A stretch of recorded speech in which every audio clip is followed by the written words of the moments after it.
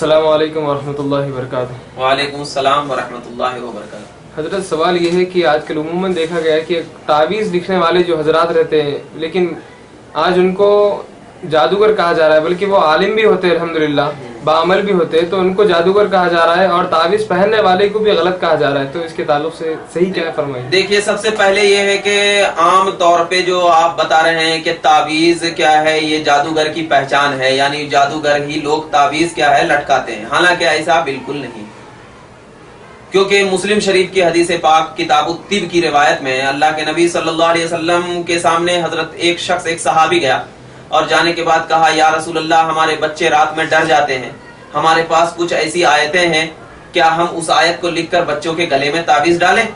तो अल्लाह के नबी ने कहा कि ठीक है, वो आयत लेकर आओ, क्या है मैं देखता हूं। तो वो आयत लेकर के वो सहाबी गए। जब अल्लाह के नबी ने देखा, देख करके कहा हाँ ठीक है, लटका दो।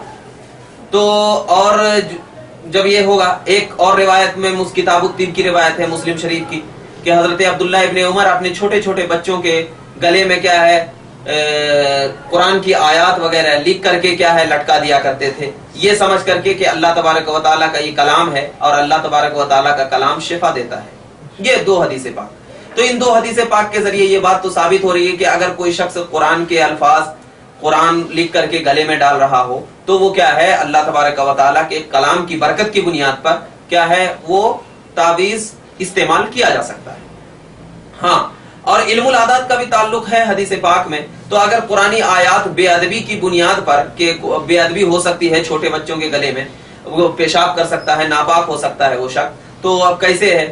तो अब इसी बुनियाद पर क्या है वो पुरानी आयात को अगर इल्मुल आदात में तब्दील कर दिया जाए, जैसे कि हदीस पाक से मैंने इल्मुल आदात को साबित किया, तब्दील कर दिया जाए, तो हमको ये उम्मीद रखना चाहिए कि अल्लाह ताला जिस तरह अपने कलाम में ताकत और कुव्वत अता फरमाता है, तो उसी कलाम के आदात अगर कोई निकाल रहा है तो उसमें भी अल्लाह की शान यही है कि ताकत और कुव्वत अता फरमा दे। क्योंकि ऐसा तो नहीं हो सकता कि अल्लाह एक जगह ये शान बता रहा है कि मेरी ताकत है, दूसरी जगह नहीं। अरे अल्लाह की तो सारी कायनात पर ताकत और कुव्वत है। तो लिहाजा इल्मुल आदात के जरिए अगर कोई शख्स कर रहा है वो पुरानी तावीज को तो लटका सकता है। हाँ, अलबत्ता जो लोग कहते हैं कि अल्लाह के नबी सल्लल्लाहु अलैहि वसल्लम की बारगाह में एक बच्चे को लाया गया, उसके गले में तावीज थी, तो अल्लाह के नबी ने कहा कि पहले तावीज को निकालो तब बैत करूंगा। ये हदीस पाक के जरिए लोग कहते हैं कि जो तावीज लटकाता है वो शिर्क व बिदअत करता है। हालांकि वो जानना चाहिए कि अगर शिर्क व बिदअत होता तो फिर हजरत अब्दुल्लाह इब्ने उमर अपने छोटे बच्चों के गले में क्यों लटकाते?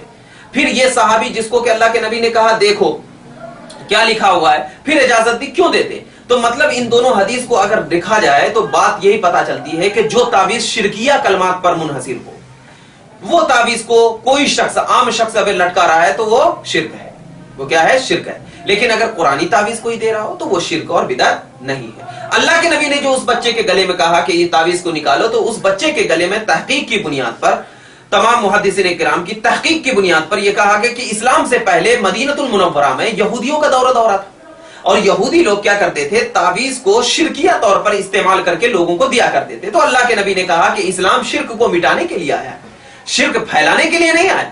इसी बुनियाद पर अल्लाह के नबी सल्लल्लाहु अलैहि वसल्लम ने वो शिरकिया तावीज को निकाला। तो पता ये चला कि जो तावीज कुरानी आयात या आदात पर मुश्तमिल हो उसको इस्तेमाल करना जादूगरी नहीं है, और जो तावीज कुरानी आयात और आदात के मुताबिक ना हो उसको इस्तेमाल करना जादूगरी।